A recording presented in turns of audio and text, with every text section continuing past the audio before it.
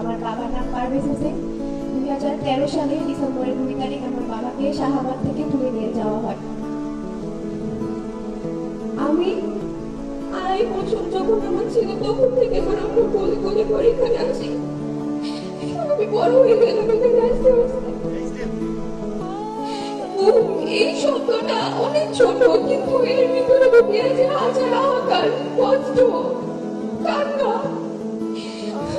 ছোট থেকে একটাই স্বপ্ন যে আমি আমার বাবার সাথে স্কুলে যাবো, কিন্তু এখন পর্যন্ত আমার এই স্বপ্নটা পূরণ হচ্ছে না। আমার এই স্বপ্ন থেকে আমার পূরণ হবে? আমার ভাই কি বাবার মুখটা দেখতে পারবে? এই স্বাধীন দেশে কি আমাদের বিচার হবে? আমাদের বাবাদের কোথায়? আমাদের বাবাদের কেন গুম করা হয়েছিল? গুম কমিশন বলে ধরে নিন ওরা মৃত। কেন এটাকে হাতে রক্ত আমরা ধরে নিব আমাদের বাবার হাতে? একটা দল করা কোনো অপরাধ না, দল সবাই করে। এর জন্য এটা কেমন বিচারে বাংলাদেশে?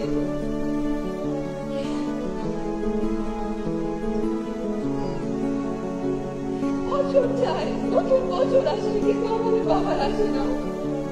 আমরা একটা বছরের বেশি হয়ে গেল 5 আগস্টের পর, কিন্তু আমরা একজন ফেরত পেলাম না।